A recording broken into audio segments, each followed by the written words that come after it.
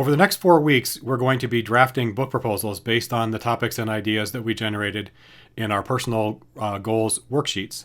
Now, your topic is likely to develop and evolve as you go along, so don't worry right now. Don't stress too much if your idea is not fully defined or fully clear to you yet. We'll get there. We're going to do this in stages.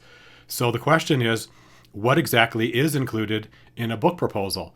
So if you look at the publisher websites, in many cases, they have a page that looks like this. This is Stylist Publishers Guidelines for Authors and Prospective Authors. And if you click this link here that says download, it brings up this file, which is a guide to submitting proposals, and it includes a suggested outline. Now, we'll get into more details about this later. I just wanted to show you that these are here. And the point is that if you snoop around on the submission guidelines or author pages or whatever the equivalent is on these publisher websites, you will find that there's a pretty common pattern. Most book proposals for nonfiction book projects more or less have the same elements. Now, there are some variations, but generally most book proposals include these common elements. So we're going to start working on our book proposals by kind of looking in more detail at what those common elements are.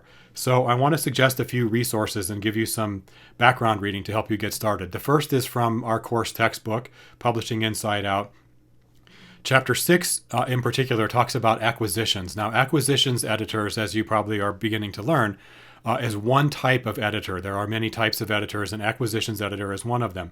The acquisitions editor is the person most involved in the book proposal process. So when you submit a proposal, it usually goes to an acquisitions editor, and we call it for short simply ACEDs. So the ACED reads through that. So chapter 6 will tell you a good bit about what an acquisitions editor is and what an acquisitions editor does. And in fact, it includes an interview with my friend Jess, who is herself an acquisitions editor. So she talks about her job. She talks about how she does her job, what kind of work she does, and how she evaluates proposals. Then there's a section called Researching a Market, which is particularly important as we look forward to doing some market research in Unit 4, so pay close attention to that. And then there's a section called Identifying a Need. And then in Chapter 7, which we will get into in more detail soon, it includes the process and the description of what a proposal includes and what the elements look like, and there's even a kind of sample. So I definitely want to refer you to those course text chapters 6 and 7. I also want to refer you to this one. We haven't started reading this book yet.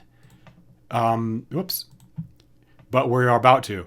Peter Ginna's book, What Editors Do, The Art, Craft, and Business of Book Editing.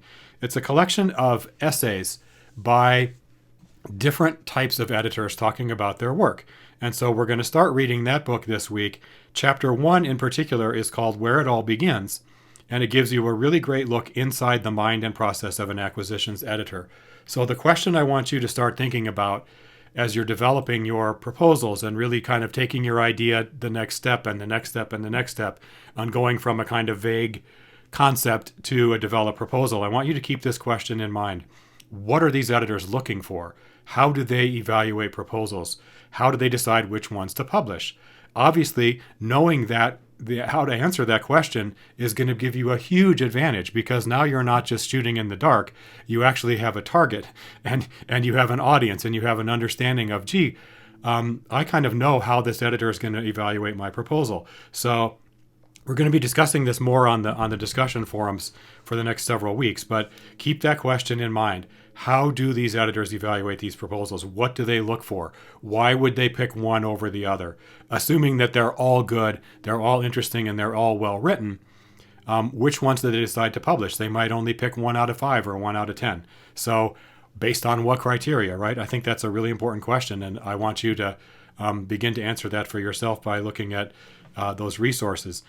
Now, finally, one last thing that I want to draw to your attention here as we start this 4-week cycle of developing our market research and our book proposals is over here on the course website. If you look across the top, there's a new thing called sample proposals, and I have 5 of them.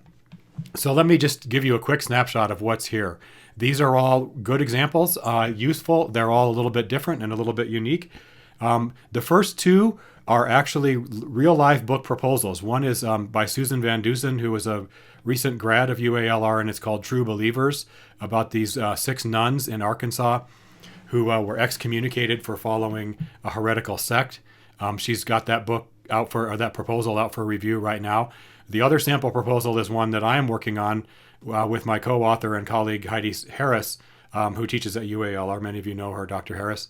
And so this is our proposal for one of our 2 books that are live in the development and review process right now. So these 2 are real life book proposals that are actually on editors' desks right now. No kidding. And then following that are 3 sample course portfolios. Now the course portfolios include a complete book proposal, and there's also more stuff. There's some design examples, there's some marketing copy, and all of you will be developing portfolios similar to these. So these are all really great examples. All of these students gave me permission to share these with you. You can see there's one that's about nerd culture.